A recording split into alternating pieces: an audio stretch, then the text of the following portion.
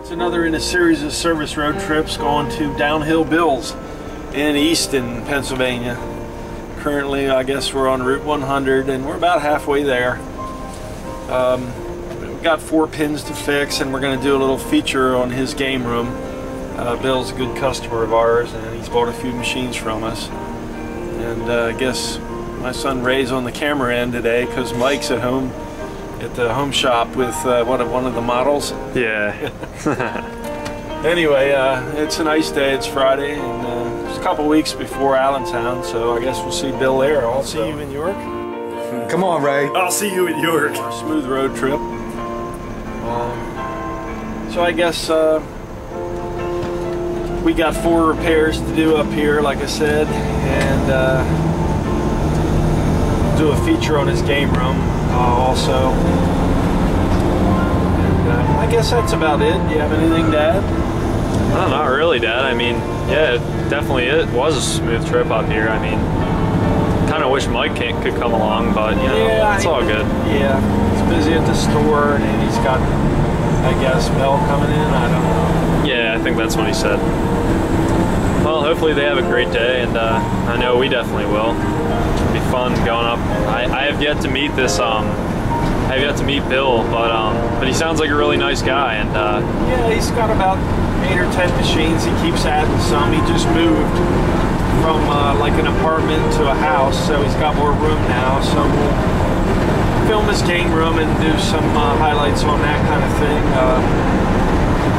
You know, he's got everything from a new Waz-Ellie to a couple of EMs. Like, remember that one game I had years ago called Roller Coaster? yeah. Yeah, he has one of those. So he has a very, that's neat, man. yeah, he has a real varied taste in pins, which is kind of rare. Most people collect sort of, you know, like I like EMs only. No, I want solid states only. Yeah. I have one customer that collects just EMs. No, yeah, a couple of those. Yeah. But I have one customer that collects just games made by Pat Lawler. Yeah. Which was one game designer, and that's all he collects. So, you know, everybody has their things, but Bill's real diverse that way. It's kind of neat. Yeah, it definitely is, man. But I guess we'll resume when we get to our destination, and then we'll see what else Bill has to say along with all that. Yeah, sounds good, Dad. I'm just gonna give him a little taste of yeah, the scenery around here. It's nice. It's really what that place does. I was always curious. Sidecast International. I don't know what they do. It looks like some kind of manufacturing. Yeah, probably, Dad. Yeah, we're only about 4 miles out of Allentown, and Easton is I guess it's northeast of Allentown, about maybe 20 miles. So yeah. Yeah, this trip is probably 70 or 80 miles one way. Yeah. I've taken this road. Hello, we made it to Downhill Bills. This is his new game room. It's a lower level. It's spacious, got a lot of room. You can see the pins all around. They're just test arranged, side angled. Some of them are straight on, but there's room for plenty of games. I guess right now you see 3, 4, 5, 6, 7, 8, 9 games in here. Did I get it? 3, 6, yeah, 9. So yeah. Anyway, it's got a nice deck and a down view of the pool, and it's kind of got a vaulted high ceiling here, so it'll make for. And then pinballs can be easily delivered right in through here. It's perfect, man. It's kind of nice for a game room arrangement. So, anyway, I'm fixing the Lord of the Rings right now. This is Cinnamon. She's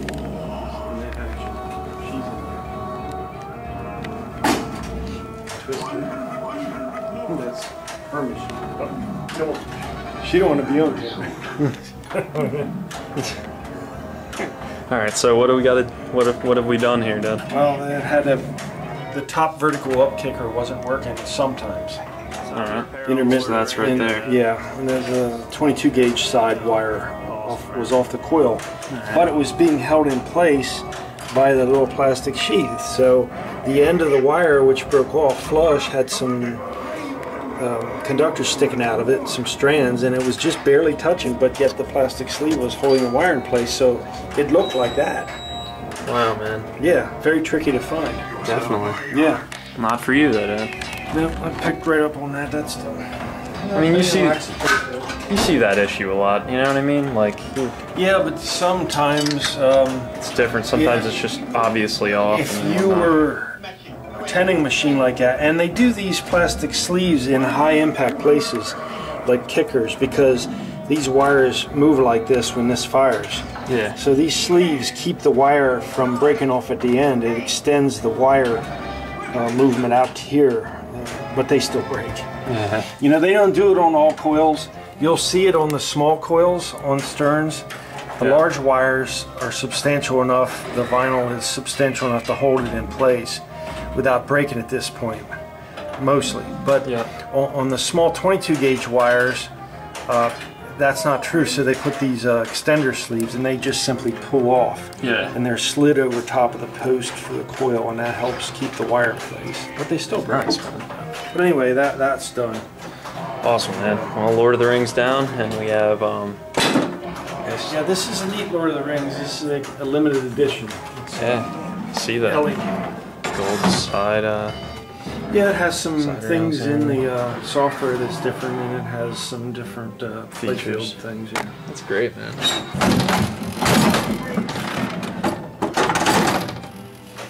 That's awesome, man. That was a real simple fix for you, Dad. Yeah, it was pretty much straightforward. That's awesome, man. You want me to get the glass for you? Yeah, I gotta get my towel out of the truck so I can wipe the glass off. Okay, But anyway, cut.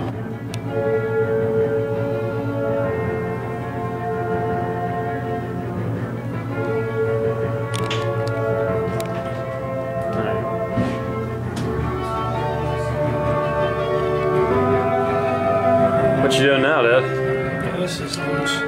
Oh, really? Yeah, well, you tighten it gotta, up. yeah, you gotta test play to find things, you know? Yeah, for sure, man.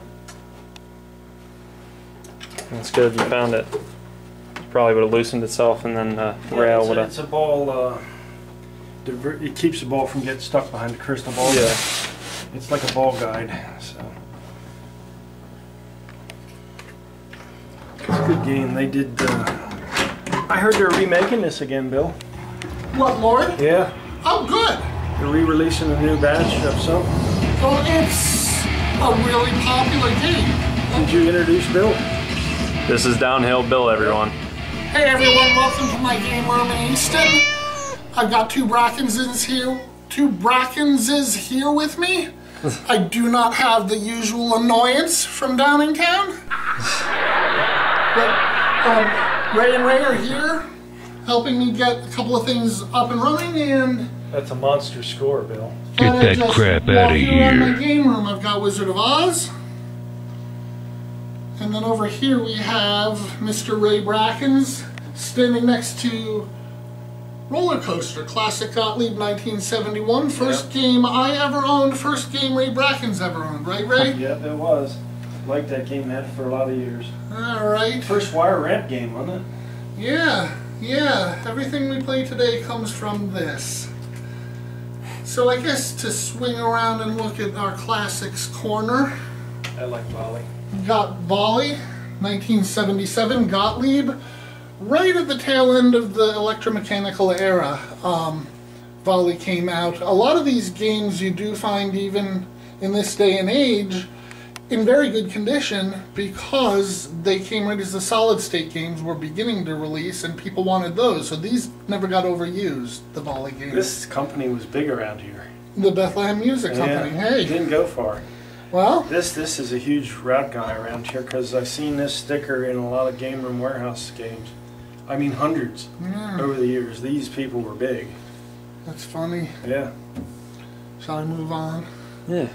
We've got Hearts and Spades, which is a somewhat rare game. There are only 600 manufactured. It is the Add-A-Ball version of the more commonly found Spin-A-Card. This is the Add-A-Ball. manufactured for the states of, what was it, New York, Wisconsin, and Connecticut? Yeah. 3 states? Was Virginia in there? No. Maybe the laws changed. I know New York, New Jersey. But I will tell you that this Hearts and Spades has been called by at least one friend of mine to be the loudest pinball machine he has ever heard. Let's see if we can get the clanging bells. There you go. It's a 1,000-point clanging bell. So yeah, they don't make them like that anymore. No chime box, bona fide clanging bells on this game. I like it. Alright, so I like it. I must play it. play. We move on to Genie. Over here we've got the Genie wide body, ultra wide body. What's it, 32 inches? Something like that. Might be more than that. I think that thing is, I think it's as wide as roller disc now. You got your bar here. Yeah, alright. That's big. So yeah, I love my Genie. Current high score for me is 734,910. I intend to roll it over one day, but it's a lot of work. You know what I that'll like be a about 30-minute game. This is almost like there's 2 play fields. Yeah. There's so much going on here. You could actually have 2. I mean, this has got rollover lanes on this half, that half. It's got target bank here, a little one over here. Stand-ups. It's got an upper play. You know, this would be like a mini play field. Never a dull moment, and I'll tell you, I love to play this game. It's funny, this and Comet, which we'll get to in a minute, but love to play these for some reason in the morning. They're just nice, calm morning games. Nothing complex. Anyhow, it's Genie though. The newly restored Lord of the Rings. Ray has just prepared this. Needed a little bit of tuning, and what can I say? Maybe Stern's best game to date. There's some that hold that opinion. There's some that don't like the game. Doesn't really matter to me. I love this game. Lord of the Rings, Stern. Over here, Hook. And this is, what is it, Robin Williams? Yeah. Was actually in the movie, so yeah. This game I played a lot that week, just kind of as a nod to this is how we have him. Yeah, this was a advertisement for the next game in their lineup, Lethal Weapon 3. And this was the last game with the small display. Then they went to the 128 by 32. Yeah. So which was Lethal Weapon 3. That was the first game they did that with. These are supported. Bay Area is selling them pinball or the LED version. Okay. For this pinball. Okay. But, good to know. Yeah, other than that, it's the only thing that would be hard to get to restore one of these. This is in nice shape, this one. An interesting bit of trivia about this particular game, I bought it from Gameroom Collectibles, and it was, how shall I say this? Jim Gunning sold it to me. Yeah, he did. He did. He did. Mike and Ray were busy with another customer, and a little while later, Mike comes up to me and says, "You know he doesn't work here, don't you?" I said, "Well, doesn't matter, I want the game." So anyhow, yeah, brought that one home from Gameroom Collectibles along with Lord of the Rings next to it. So, should I talk about Comet now? Yeah. First game of the roller coaster trilogy. I was a senior in high school when this game came out in 1985. And I just remember playing this at the mall. I mean, there was still pinball around in 1985. Yeah, these mid-80s games for Williams were great games. All of them. High Speed, you know, is in there. And Sorcerer. There's a couple titles that were good for these guys. And Comet, very, even though very simple, not a complex rule set by any stretch of the imagination, addictive. Even to this day, I will stand here, particularly when the outlanes become brutal, because I'll go through a series of games where the ball just keeps going out them, and then that won't happen again for weeks. But there are times when my score won't be above 20,000 for 3 balls, so what can you do? But yeah, Comet, always a favorite.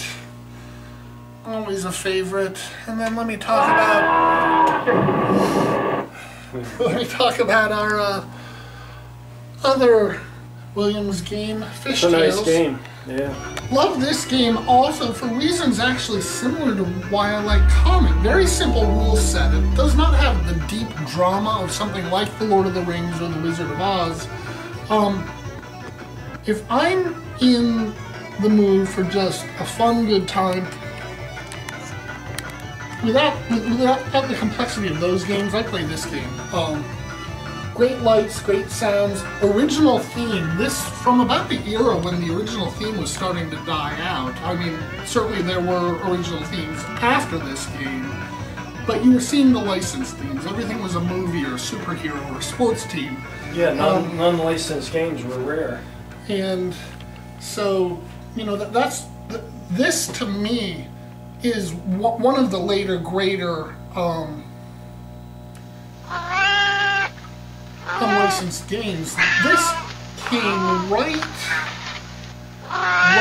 before the mega hit Adam's Family licensed game, most popular pinball game ever, was released. This was what, 92? Mm-hmm. And that came out 93 or I don't know the year. Late 92. Okay, so yeah, so Fish Tales, absolutely a favorite. And then Whitewater was in 93, and that's not licensed. Yeah. That's a neat game. Yeah, I mean, there were other non-licensed games. There was Theater of Magic. I mean, there were, you know, which actually was supposed to be. That was supposed to be David Copperfield. And he wouldn't license it. So, but, yeah, so this, to me, is one of the last really great, really popular unlicensed themes. I have 0 pins. I don't have a pin, for obvious reasons. But I tried to put my list together with the thought in mind: if this pin came out, I would have to have it. That was my thinking as I was putting together this list. Your number one's Hello Kitty, right? No, Downhill Bill, we did not include Hello Kitty. And then, should I talk a little bit about my custom artwork? Because I do have custom artwork that's pinball related. Yeah, that's neat. I framed original flyers for Genie and for Comet, and we'll be adding more since I've just moved into the house. Nicely framed. Yeah, I had them professionally framed. I wanted it to look good. I will get something like this for every game that I own up on the wall eventually. I am being very careful about what I do with my wall space, because art does not go any place a pinball machine should go, but a pinball machine can't go here since I'm right in the, you know, at the bottom of the stairs. So yeah, well, there's a good spot on a couple of these. Yeah, and there's other spaces spots for art. around. I'm allaying any fears of any viewers. I think of a comment Jim Gunning just recently made when I had mentioned I'm going to be putting in some seating. He went berserk. He didn't want anything but pinball machines, and I said, no, don't worry. Any seating that goes in will eventually make way for new games. But yeah, so I'm a little bit proud of my original framed art. So framed flyers. So It is art. People frame back box glass too as art. yeah. Yeah. Well, and actually, off camera, I have a question, or just something to throw at you, because there's a unique space right upstairs that might be someplace I would put some kind of bizarre Yeah. thing. I'll show You'll you. have to when show you go me. upstairs. I got something for that if you want. Oh, okay. I bought from a customer that Jim and I went to get. He was picking up a Nameco Rockin' Bowl, Bolorama thing, and this guy was selling his coin op stuff because he's moving into a smaller place, and he had he had a Hot Shots basketball thing, which I wasn't really interested in, but he had this wall art. He actually made it, but it looks like a real wedge head back box, right? And it has a brand new glass, I guess he bought from Ron and Nancy Webb. Did you ever hear of a wedge head in the late 70s, 77, 78 called Strange World? Oh boy. No? That's stretching. I would have been 10 years old. So Yeah. It's brand new, and he converted this back box with that glass framed in it, and it looks like an original pinball head box. And he made lights for it, and he put a atomic clock in it where the score is. And he actually had the digits match the size of the digits match the opening. It's neat. That's strange. Well, I'll show you that spot after. What other footage would we like? Or should we give Mike enough to work with? I think that's good enough for today. Do we need a closing, Dad, or? Well, let's get the cats in the video. Let's get the cats in the video. Let's get the cats in the video. Let's get the cats in the video. Let's get the cats in the video. And she sits very patiently. She's taking a big bath right now. She's very confused. But Cinnamon, what do you have to say? What do you have to say, Cinnamon? Hey, Cinnamon. Okay, that's very nice. And then your sister, Twister, I don't know where Twister went. Let's see if she's around. I'm just gonna make, you know, weird fluff for my dad in. Well, gonna leave Bill. Here's my truck. I guess we spent probably about an hour and a half, some minor repairs. Anyway, we're gonna head out of Easton and head home. And, I guess we'll see you guys sometime. Take care.